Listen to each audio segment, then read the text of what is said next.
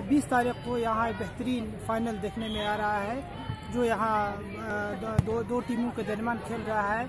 तो इसका खेलने का मकसद जूनियर डिवीजनल लेवल पर हमारे 3 एज ग्रुप का होगा।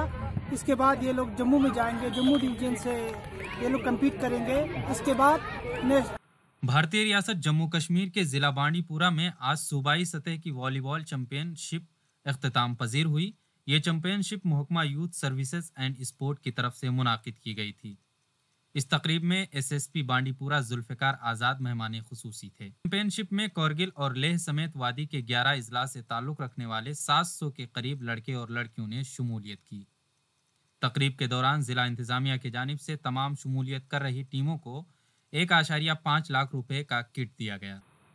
इस मौके पर director youth services Jammu Kashmir Haji Mirza का कहना था कि इस चैंपियनशिप में सबसे उम्दा खिलाड़ी मुंतखब होंगी, जो फिर कौमी स्कूल खेलों में हिस्सा लेंगी।